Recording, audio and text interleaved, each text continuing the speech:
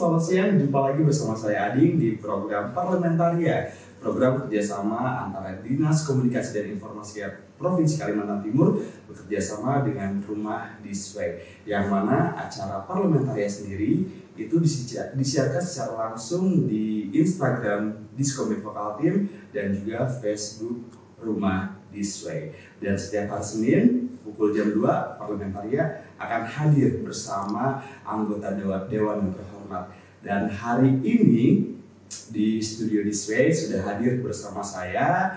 Ini ada, saya manggilnya Bang aja kali ya. Ada Bang Haji Samri Sahputra, SHIMAP. Beliau adalah Ketua Badan Pembentukan Peraturan Daerah Pemperda DPRD Kota Samarinda, kemudian Wakil Ketua Komisi 3 DPRD Kota Samarinda, kemudian Sekretaris Fraksi PKS DPRD Kota Samarinda. Benar Bang? Ya. Oh benar, saya takut loh, takut salah-salah hidup penyebutannya. Abang gimana kabar, sehat Bang? Alhamdulillah sehat. Iya, makasih loh Bang sudah menyempatkan di waktu kesibukannya hari ini. Bang, ini kan kita kan Parlementaria ini kayak semacam kayak ngobrol-ngobrol. Kalau boleh tahu Bang, Abang menjadi anggota Dewan ini cita-citakah dari kecil atau memang ada kemauan dari orang tua kah atau gimana? Mungkin bisa diceritakan Bang dari kecilnya gitu. Abang sibuk apa segala macam. Baik. Assalamualaikum warahmatullahi wabarakatuh. Nama saya Samri Saputra. Sebagian manggil saya Samri, sebagian manggil Bang Haji. Jadi saya memang lahir di Samarinda Seberang, tepatnya di depan Masjid Tua Siratul Mustaqim.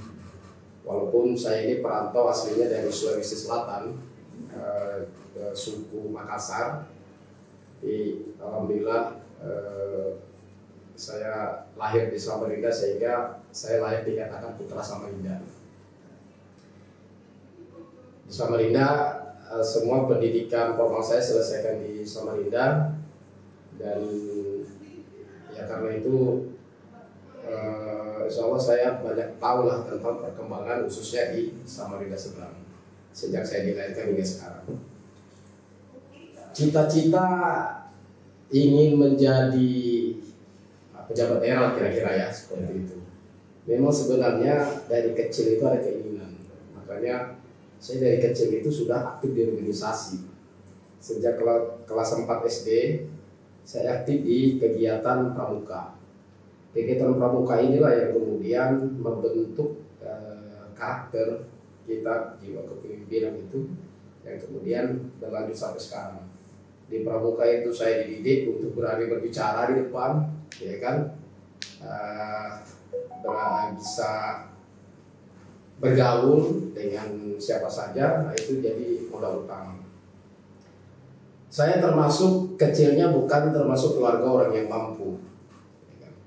Orang tua saya dulu bekerjanya tukang ojek. Ibu saya jualan kalau dulu namanya gogos itu ketan yang dibakar itu. Bukan lemang Bang ya? Bukan juga lemang. Kalau lemang itu kan cuma sekedar bambu. Nah kalau ini enggak, dibungkus daun lalu dibakar. Oh, iya. Bahasa Bugisnya gogos. Kalau bahasa anunya apa, lemper ya mungkin ya. Oh iya, semacam itu kali ya. Semacam itu. Nah, saya dulu waktu kecil ya sekitar kelas 4 sampai dari kelas 6 itu, selain saya bersekolah, pulang dari sekolah saya nyambi bekerja sebagai tukang semir sekaligus jual koran di Citra Niaga dan di Pasar Pagi. Ya lumayan lah hasilnya itu buat beli sepatu, beli baju sekaligus buat jajan ya, karena kita sadar orang tua kita tidak mampu. Dan ya banyak kenangan lah di situ. Selain itu juga kegiatan di sekolah itu tidak saya tinggalkan. Saya juga selain bekerja sebagai tukang semir sepatu, tapi di pendidikan saya juga fokus belajar. Di kegiatan ekstrakurikuler itu saya aktif di pramuka hingga pada akhirnya saya waktu itu dalam seleksi terpilih sebagai peserta Jambore Nasional tahun 91. Waktu itu saya kelas 5 mau naik kelas 6. Nah, peserta ya termasuk peserta terkecil karena waktu itu, karena yang atau termuda Pak? Ya bisa juga ya 11-12 saja Pak. Karena yang saya lawan ini saya ini SMP. Gitu. SMP. Karena kalau di pramuka itu dia tidak melihat sekolah tapi melihat tingkatan penggalang, penegak ya, tingkatan siaga, penggalang, penegak. Jadi bicara umur dari 11 sampai sekian tahun itu masuk kategori penggalang. Kemudian 16 sampai dengan 20 atau sampai dengan dia berkeluarga itu masih kategori keluarga. Nah, jadi pengkategoriannya itu bukan berdasarkan sekolah tapi umur, usia. Nah, makanya nggak ada ini SD, ini SMP harus dipisah kan. Alhamdulillah dalam seleksi itu SD dengan anak SMP ini digabung untuk seleksi dan saya jadi pemenangnya. Dari ratusan siswa yang ikut, saya salah satunya karena yang dipilih waktu itu cuma 10 orang. Dari Kaltim? Dari Samarinda Seberang. Kalau bicara Kaltim ya waktu itu sekitar 60 orang. Nah, ini ramai juga ini ceritanya ini. Waktu berangkat ke Jakarta karena zaman itu dulu kalau orang di Jakarta itu ya termasuk barang langka ya. Kita hanya bisa menyaksikan Jakarta, menyaksikan Tugu Monas dari televisi hitam putih, dan hampir semua masyarakat khususnya di daerah saya Samarinda Seberang itu penasaran gimana sih Jakarta itu. Berapa hari belum di sana? Kurang lebih seminggu lah, hampir 2 minggu. Hampir 2 minggu. Kayak saya dibawa jalan-jalan sama pembina ke Tugu Monas, ke Ancol, sampai dengan ke Pulau Seribu.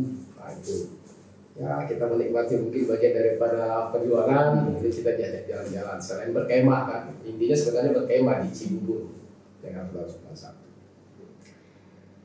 Nah itu sebenarnya salah satu modal ya saya mengikuti kegiatan organisasi ini sampai dengan kuliah saya masih aktif. Di kuliah juga saya pernah menjadi ketua senat. Di organisasi masyarakat juga saya sering menjadi pengurus inti yang paling tidak di ketua sekretaris bendahara KSB lah. Nah, itu ya sampai kemudian pada tahun 98 ketika Soeharto tumbang ya kan, terjadi multi partai. Waktu itu saya masih berusia 18 tahun. Saya diajak oleh teman-teman aktivis kampus yang kebanyakan itu dari aktivis Rohis, jadi bergabung di Partai Keadilan. Waktu itu belum Sejahtera, masih Partai Keadilan. Waktu itu saya masih berumur 18 tahun, saya bergabung partai dan saya ditunjuk sebagai sekretaris di tingkat kecamatan. Nah, situ berawal saya mulai bergabung di dunia politik. Sampai dengan kemudian di tahun 2004 saya baru berkesempatan dicalegkan. Karena waktu pemilu pertama umur saya belum cukup, ya kan, waktu itu kan minimal umur 21 atau 22 baru boleh caleg. Nah di tahun 2004 umur saya baru udah masuk di 23. Nah, pencalegan pertama namanya baru belajar dan sistem yang digunakan itu masih di nomor urut. Saya di posisi nomor 5, ya harapan itu tidak tercapai untuk duduk sebagai anggota dewan karena sistem kemudian yang membuat kita gagal. Nah, nanti di tahun 2009 sistem itu tiba-tiba berubah dari nomor urut menjadi suara terbanyak. Nah, disitulah saya berkesempatan kemudian bisa duduk menjadi anggota dewan melalui proses PAI. Nah, 2014-2019 ya, saya istirahat. Kemudian dalam istirahat itu saya tidak berhenti bekerja. Saya tetap bekerja melayani masyarakat atau kebutuhan masyarakat, kita advokasi sebagai penyambung lidah.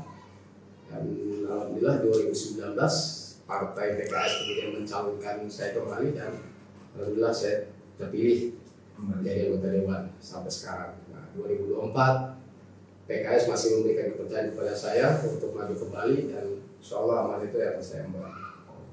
Kira-kira begitu. cukup panjang juga Bang ya ceritanya. Berarti Abang ini memang salah satu yang bisa dibilang saksi mata, saksi hidupnya Samarinda Seberang kali ya.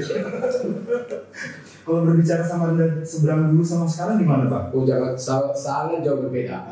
Saya tinggal di Samarinda Seberang, posisinya masih hutan belantara. Kalau kita mau dari kampung ke kampung berikutnya itu lewatnya pinggiran sungai. Kalau kita lewat darat maka kita siap-siap ditemani oleh monyet-monyet itu. Karena monyet tiba-tiba nyebrang, tiba-tiba naik di kepala kita gitu kan. Nah, karena memang Seberang itu ramainya dulu itu daerah pinggiran sungai. Jadi tanah nomor 1 dulu di pinggir sungai. Nah, kalau sekarang udah berbalik kan, tanah nomor 1 pada di darat. Karena jalan-jalan semua sudah aksesnya sudah bagus, sudah cor, udah nggak ada lagi, sudah hampir nggak ada lahan kosong lagi di Samarinda Seberang. Makanya Samarinda Seberang khususnya tempat saya tinggal itu paling padat penduduk. Karena situ pusat peradaban pertama itu. Kedatangannya Daeng Mangkonan yang kemudian menjadikan tanggal hari jadinya kota Samarinda itu kedatangan Daeng Mangkonan dari Sulawesi Selatan. Daeng Mangkonan itu datang itu ketika terjadi di Sulawesi Selatan terjadi perjanjian Bongaya waktu Sultan Hasanuddin kalah perang dengan Belanda. Perjanjian Bongaya itu mengharuskan kerajaan Sultan Hasanuddin, kerajaan Goa tunduk terhadap Belanda. Nah, pasukannya dari Mangkonai nggak setuju dengan perjanjian itu, sehingga dia memilih meninggalkan Sulawesi, lari ke Kalimantan, minta suaka dengan kesultanan. Nah, dalam permintaan suaka itu disetujui dengan syarat pasukan Bugis ini harus membantu perjuangan kesultanan. Nah, kita orang Bugis kalau sudah dapatkan amanah itu, wah, isi perut tuh kita kasih. Nah, hingga dalam setiap pertempuran pasukan Bugis ini selalu berada di depan dan selalu memenangkan pertempuran. Akhirnya Sultan senang memberilah daerah bermukim di daerah Samarinda Seberang yang sebelumnya itu daerah sendiri.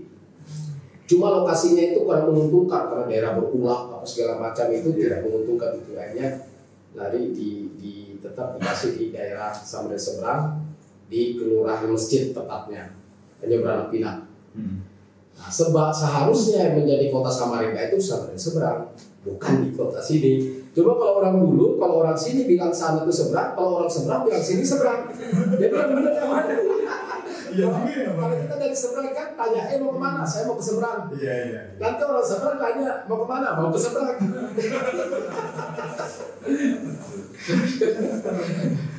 Jadi kisah peradaban Samarinda awalnya itu memang di Kelurahan Masjid. Itu tandai dengan adanya kuburan Daeng Mangkonan yang sering diziarahi setiap tahun bertepatan dengan hari jadi Samarinda dan pemerintah kota Samarinda. Rumah saya nggak jauh dari situ. Di pinggir jalan atau di pinggir sungai Bang? Saya dekat dari pinggir jalan, dekat juga dari sungai. Oh, tengah-tengahnya berarti ya? Karena dulu saya itu kalau mandi itu ya karena dulu itu masih tradisional ya, mau mandi mau buang air aja harus lari ke sungai. Belum ada jambannya masih jamban apa namanya?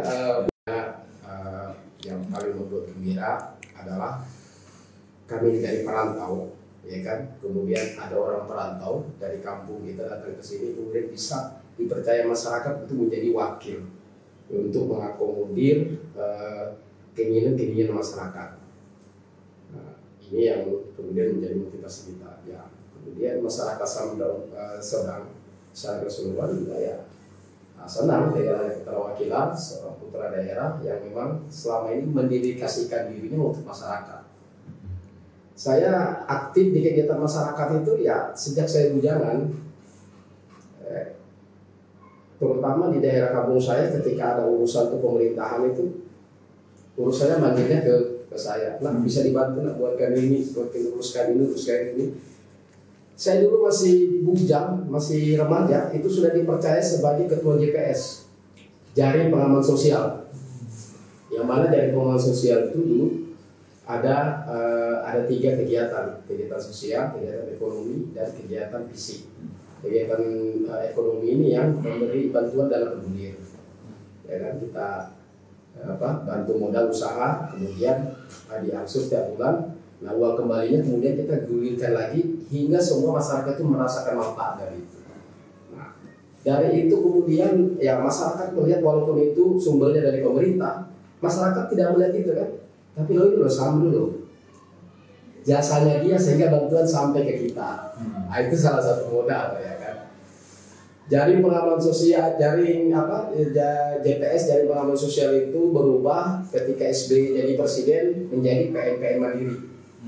Nah, PNPN Mandiri sama programnya, cuma namanya aja, beda presiden, beda kegiatan. Jadi PNPN Mandiri, nah ini anggarannya lebih besar. Nah, akhirnya saya juga melakukan pembangunan hampir di setiap RT. Pernah juga dapat kegiatan rehab rumah, 100 rumah, dan itu banyak kita berinteraksi dengan masyarakat. Nah ini yang kemudian dengan masyarakat ini pemuda yang bisa kita andalkan, ya kan, untuk mewakili kita. Jadi setiap proses itu beda-beda. Dulu zamannya Megawati kalau nggak salah itu namanya JPS, kemudian berubah PNPN Mandiri zamannya SBY, zamannya Jokowi jadi Kotaku. Program Kotaku. Nah, terakhir program Kotaku ini kita meluluskan itu Kampung Ketupat. Yang tadinya kampung kumuh, sekarang sudah jadi kampung wisata. Kita dapat bantuan dari pemerintah pusat kemarin kurang lebih 14 miliar. Kita sulap daerah kumuh itu menjadi sekarang daerah bersih dari tempat wisata yang sekarang viral se-Indonesia bahkan mancanegara. Kampung Ketupat. Yang awalnya itu Kampung Warna-Warni. Jadi Kampung Warna-Warni itu percobaan.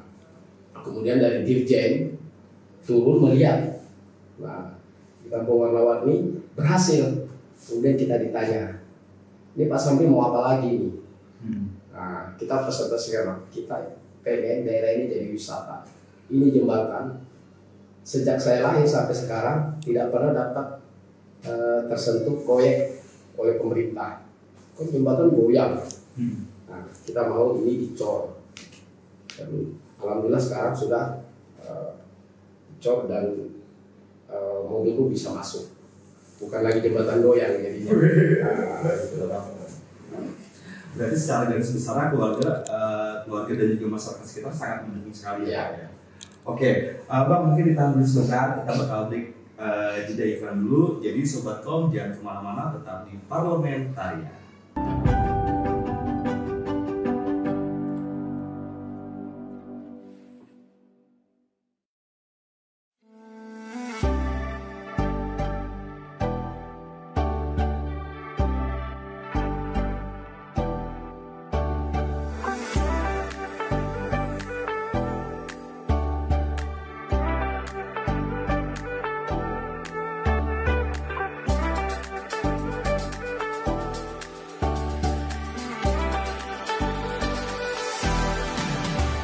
Berdasarkan Undang-Undang Dasar Republik Indonesia tahun 1945, Pasal 28F, setiap orang berhak untuk memperoleh informasi, memiliki dan menyimpan informasi dengan menggunakan segala jenis saluran yang tersedia.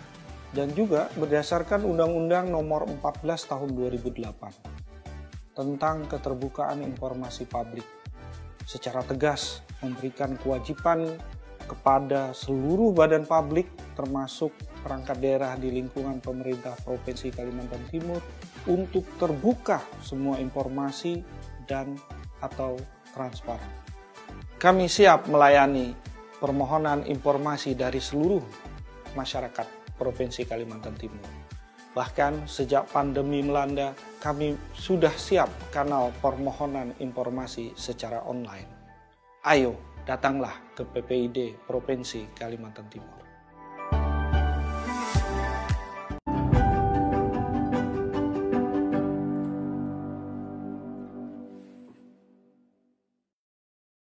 Oke Sobat Kom, masih bersama Bang Haji Samri Saputra yang beliau merupakan adalah Ketua Badan Pembentukan Peraturan Daerah atau Bapemperda DPRD Kota Samarinda. Nah ini udah masuk ke segmen 2, berarti kita coba ngobrol deh terkait program-program di bidang yang Bapak sedang jalankan. Bang, kalau boleh, bukan boleh sih, saya dengar informasinya ya. Katanya sekarang lagi ada revisi mengenai Perda Miras ya di Kota Samarinda. Benar, Bang? Iya. Jadi Perda Miras itu pernah pertama kali kita sahkan di tahun 2013. Kebetulan pengesahan pertama saya terlibat waktu periode lalu. Saya periode lalu itu di Komisi 1. Nah, memang itu ranahnya Komisi 1 sebagai pansusnya. Kemudian nanti masuk ke Bapemperda. Nah, kemudian direvisi karena ini memang aturan yang di atasnya. Pertama, aturan-aturan yang ada di perda sebelumnya itu banyak dasar-dasar hukumnya itu sudah tidak relevan dengan perkembangan sekarang, dan perda itu aturan hukum yang ada itu ternyata udah dicabut oleh pemerintah pusat, sehingga kita melakukan revisi. Perda bahasa miras sekarang udah berubah jadi minol, minuman beralkohol. Minol ya? Minol. Kalau dulu miras. Nah, miras ini semua yang memabukan, ya termasuk minuman tradisional seperti tuak, kalau bahasa Indonesianya balok, bahasa orang Makassarnya kira-kira begitu ya. Nah, ada juga apa tuh ciu misalnya gitu. Nah, kalau sekarang lebih daripada minuman yang diproduksi, karena perda minol ini selain kita mengatur peredarannya untuk melindungi anak-anak kita ya, yang tidak yang bisa menjadikan anak kita ini rusak, nah, itu juga ada potensi pendapatan asli daerah di situ yang bisa kita gali. Nah, perda yang baru ini ada 2 pasal krusial yang kita rubah, kemudian kita tetapkan. Kalau dulu jarak antara tempat fasilitas umum, sekolah, masjid dan sebagainya itu dengan tempat dijualnya miras atau minol itu minimal 300 meter. Bahkan perwalinya sebelumnya itu 100 meter perwali. Kemudian kita buat peraturan daerah, kita tingkatkan jadi 300 meter. Nah, sekarang kita tingkatkan lagi menjadi 500 meter. 500 meter dari tempat fasilitas umum seperti sekolah, masjid, gereja, tempat ibadah, perkantoran dan sebagainya. Nah, itu yang pasal krusial ya. Kemudian termasuk juga larangan-larangan. Tidak boleh dijual di supermarket, tidak boleh dijual di pasar rakyat, termasuk tidak boleh dijual di online, karena sekarang lagi ramai online kan. Nah, sehingga kita masukkan juga. Nanti ini semuanya kita atur, tidak boleh di supermarket, tidak boleh online, tidak kita masukkan, tahu-tahu lolosnya di online. Orang diam-diam di rumah dapat beras online kan gitu. Nah, itu sampai kita atur juga. Ini satu pertama tujuan kita ini, menjaga masyarakat ini jangan sampai generasi muda ke depan kita itu jadi pemuda-pemuda teler, ya kan? Bagaimana kita mau menciptakan generasi ke depan pengganti kita ini? Nah, kalau kita tidak buat peraturan dari sekarang, itu semangatnya pertama sebenarnya kita merevisi minol ini. Nah, kemudian daerah mana saja minol itu kemudian mendapatkan izin untuk dijual? Pertama, di daerah hotel yang berbintang, hanya itu hotel yang berbintang dan restoran berbintang sama pub. Iya, pub itu tempat hiburan malam pun tidak semuanya. Nah, ya ini yang jelas 2 yang paling hotel berbintang sama restoran berbintang. Hotel berbintang biasanya kan ada pub yang menjual khusus minuman itu. Nah, kenapa kita atur seperti ini? Jelas kalau itu dijual di situ, itu kan harganya tinggi itu. Ya, anak-anak kita yang usia remaja tak mungkin dia bisa menjangkau sampai ke sana. Termasuk bukan hanya remaja, mungkin anda semua juga kalau kantongnya tipis juga nggak berani minum di situ ya kan? Pajaknya udah sampai 30-40%. Kira-kira begitu. Jadi kalau ada yang mau minum di situ, memang dia niat dan uang banyak. Nah, pertanyaan sekarang, apakah masyarakat kita ini berduit banyak dan apa yang punya niat begitu? Nah, ini yang kita batasi. Nah, selain kita batasi, ada sisi positifnya yang diambil, yaitu tadi ada PAG di situ. Dia menjualan, tapi kita pajakin dengan pajak yang tinggi. Tapi semangatnya sebenarnya itu tadi, kita nggak mau ada beredar miras sebenarnya di kota Samarinda, karena ini biang kerusakan, biang kerusuhan itu. Jadi coba kalau orang ngira ya ada riwayat ini ya yang menceritakan ada orang soleh ditawarkan 3 ini. 1 ditawarkan perempuan, membunuh perempuan dan minuman berapa dulu hammer kan. Nah, Dari 3 tawaran dia melihat yang paling ringan ini minuman keras karena untuk dirinya sendiri. Dia pilihlah itu minuman keras, dia minum. Setelah dia minum dia mabuk. Setelah dia mabuk karena kesadarannya hilang, akhirnya yang 2 dia lakukan. Dia perkosa ini perempuan. Setelah dia perkosa, dia takut ketahuan sekaligus dia bunuh. Akhirnya semua dosa besar dia lakukan lantaran pengaruh dari miras itu. Nah, itu bahayanya dari minuman ketika otak sudah kita tidak terkendali. Bahkan banyak yang terjadi kan, anak membunuh orang tuanya atau memperkosa orang tuanya karena pikirannya udah nggak benar, udah kacau gitu. Nah, ini sebenarnya semangatnya di situ. Nah, karena kita ini Samarinda termasuk kota jasa yang sering dikunjungi. Kota jasa itu sepertinya tidak lengkap juga kalau tidak ada minuman yang beralkohol. Contoh misalnya orang dari luar negeri ya kan. Nah, karena itu budaya dari sana, kulturnya sehingga ya sudah kita nggak ada pilihan lain karena kita ini juga bukan di negara Islam. Tapi minimal kita bisa melakukan meminimalisir dari kemungkinan-kemungkinan yang merusak itu. Nah, itulah kemudian dua tempat itu yang kita izinkan untuk dijual. Di luar daripada itu tidak boleh. Nah, prosesnya sekarang kita sudah masuk tahap fasilitasi. Fasilitasi itu tinggal masuk di bagian hukum, proses meminta pandangan umum dari pemerintah daerah. Karena perda ini adalah perda inisiatif DPR. Artinya inisiatif DPR itu DPR yang mengusulkan perda ini, bukan dari pemerintah kota. Nah, sehingga kita minta pandangan pemerintah kota terhadap raperda yang mau kita sahkan. Nah, prosesnya sekarang tinggal minta pandangan umum dari wali kota, dari pemerintah daerah. Setelah pandangan umum itu masuk, kemudian kita jawab, lalu ada pandangan akhir. Nah, di pandangan akhir nanti disampaikan pada sidang paripurna, masuk tahapan pengesahan. Nah, insya Allah tidak lama lagi, mudah-mudahan bulan ini juga perda minol ini sudah bisa kita sahkan. Kalau boleh tahu Bang, kira-kira berapa sih besaran pajak dari minol itu? Apakah hitungan per sesek kah, atau per botol kah, atau gimana nih? Kalau dulu itu per botol, 1 botol itu ada stikernya. Jadi diatur itu melalui stiker. 1 botol misalnya stikeri 2.000 sampai 5.000 per botol. Nah, kalau sekarang mungkin persentase sampai 30 sampai 40% pajaknya.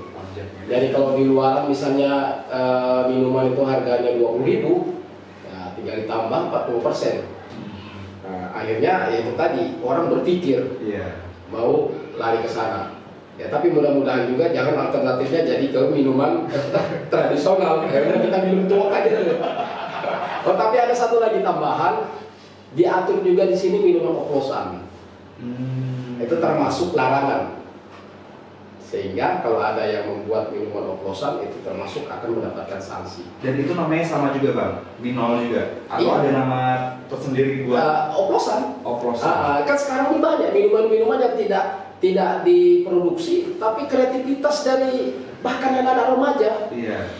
Obat ini, campur ini, kasih alkohol sedikit, udah teler. Kan bahaya itu. Banyak anak-anak kita ini kemudian ada yang keracunan, habis minum oplosan tiba-tiba meninggal gitu kan, setelah teliti, oh habis minum ini.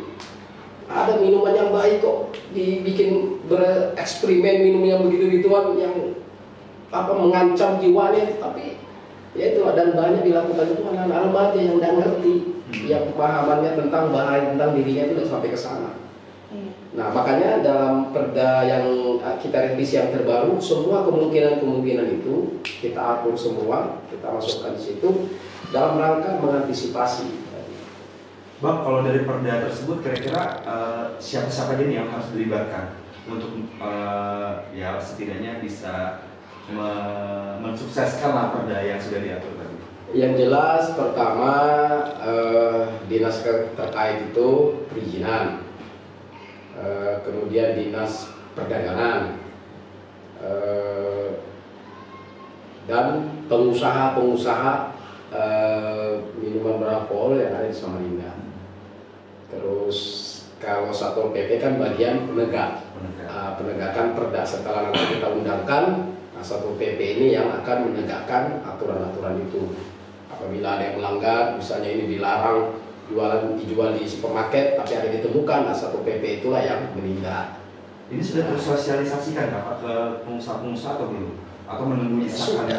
Sudah. Artinya kan gini, proses pembahasan sampai dengan mau disahkan, itu semua prosesnya kita jalani itu. Kita undang pengusaha, undang dinas apa segala macam, sampai dengan finalisasi. Respon pengusaha gimana Pak?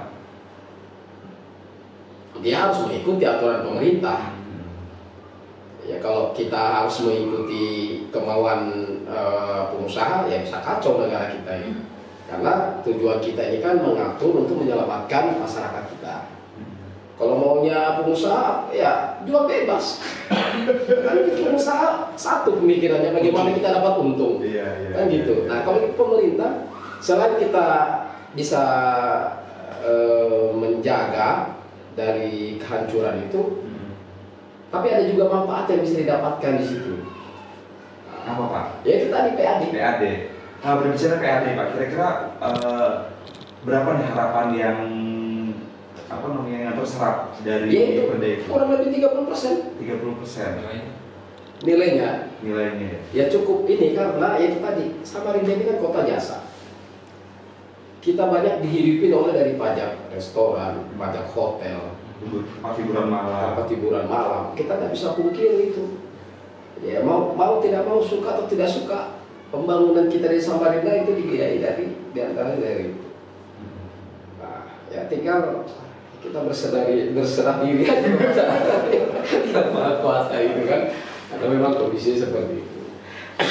Nah, maka semua itu dilakukan dalam rangka kita gunakan untuk membangun kota Samarinda.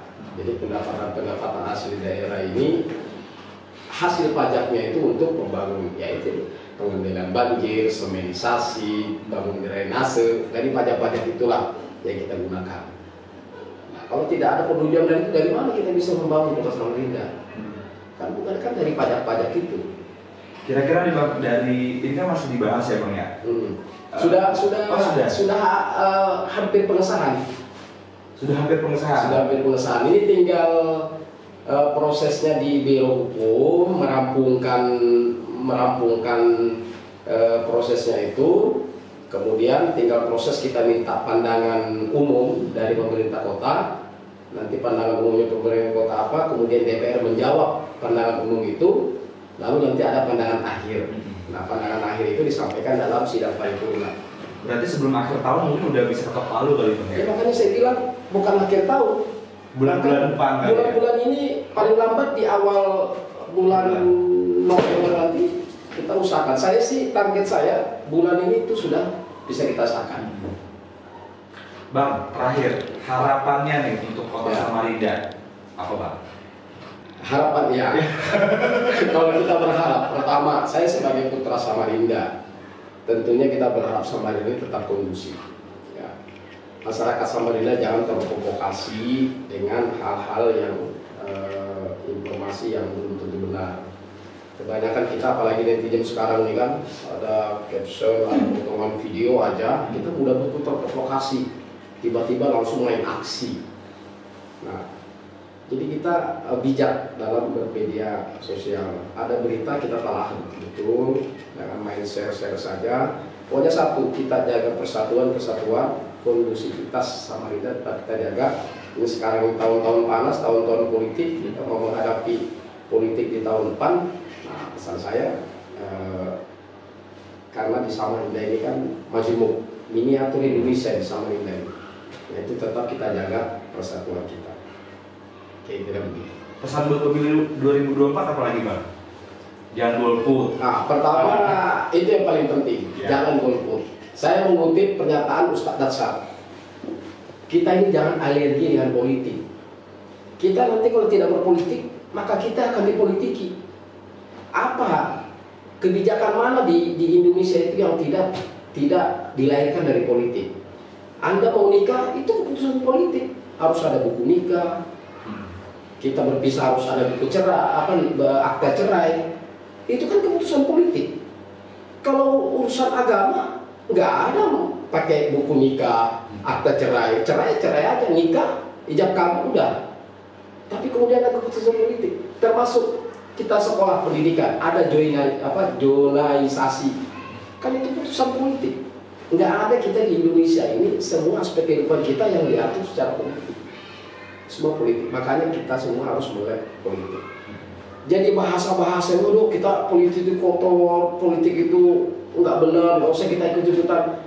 Itu pendapat yang keliru. Karena pada akhirnya kita tidak peduli dengan politik, ya kita kemudian dihadapkan dengan politik-politik yang nggak benar karena dikuasai dengan orang-orang yang benar. Maka saya mengimbau Anda yang merasa dirinya ini baik, ya kan? Ya saya ini masuklah politik kalau kita mau merubah bangsa kita ini. Jangan hanya diam jadi penonton, menghujat, ya kan? Tapi gabung dong. Karena satu-satunya yang bisa merubah negara kita ini, yaitu di parlemen. Bukan yang kita demo-demo di luar itu bisa saja nggak didengarkan, itu setengah mati. Tapi yang bisa kita merubah, merealisasikan aspirasi masyarakat yang menjadi wakil rakyat, sampai dengan kemudian kita menjadi eksekutif sebagai eksekutor melaksanakan aspirasi-aspirasi masyarakat. Jadi intinya memang politik, karena memang negara kita dibangun atas dasar politik demokrasi. Apalagi bahkan mohon maaf kayak teman-teman di HTI misalnya, selama ini hanya demo di luar sistem, di luar pemerintahan, kemudian hanya tanda tangan politik, hancur hilang.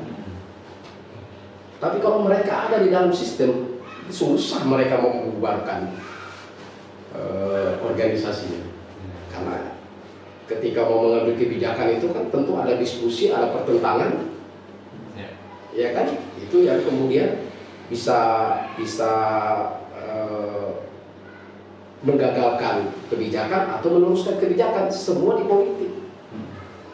Nah, saya merasa terpanggil, kita mau merubah negara kita ini, ya secukupnya misalnya Kota Samarinda, ya saya harus bergabung di politik, karena itu satu-satunya cara untuk kita bisa terlibat merubah bangsa ini. Anda sebagai pengusaha terkaya di Samarinda misalnya, tapi Anda tidak gabung di politik, ya tidak ada gunanya. Kekayaanmu tidak akan bisa membangun Kota Samarinda. Kalau kita menjadi wali kota misalnya, ya dengan APBD yang ada, kita bisa merealisasikan semua keinginan-keinginan masyarakat, misalnya pendidikan gratis, kesehatan gratis, anggaran kita cukup, ayo kita realisasikan, kan begitu. Tempat ibadah layak juga, tempat ibadah layak, infrastruktur yang layak, semuanya politik. Kan itu satu-satunya. Ya. Mungkin terakhir juga saya dan juga Abang Sabri mau mengingatkan nanti tanggal 14 Februari 2024 haruslah menjadi pemilihan cerdas, Bang ya. Nah, jangan sampai golput, jangan sampai semuanya dicoblos, pilihlah salah satu. Bukan begitu, Bang? Ya. Atau ada lagi, Bang? Sebelum saya closing nih, Bang. Karena durasi katanya. Ya, saya sekali lagi memesankan kita jaga persatuan dan kesatuan. Pilihan menjadi golput itu pilihan yang kurang tepat, ya. Minimal kalau kita tidak mau memilih calegnya, ya mungkin ada gambaran lain, pilih partainya. Partai ini kan banyak pilihan yang akan ikut pemilu nanti di 2024 ini kurang lebih 18. Ya, dari 18 masa sih gak ada pilihan kita gitu kan. Dan kita memilih, kalau bicara bersih, saya yakin mungkin semua partai gak ada yang bersih. Tapi paling tidak kita memilih yang paling sedikit kesalahannya, yang paling sedikit mudaratnya. Makanya kalau ada yang jelek, ya kita memilih yang paling sedikit kejelekannya. Nah, kalau bicara bersih, ya saya kan semua manusia, ya kan, tidak ada yang luput dari kesalahan. Tapi di antara yang jelek pasti ada lah yang bagus. Nah, kira-kira begitu. Kita memilih yang paling sedikit mudaratnya, yang paling sedikit kesalahannya, yang paling banyak pro-nya ke rakyat, daripada yang hanya sekedar begitu menang dia lupa akan jadi janjinya. Kira-kira begitu. Oke, terima kasih banyak Bang Sabri sudah berkenan hadir, sudah menyampaikan juga nih quotes lah ya sebutannya kali.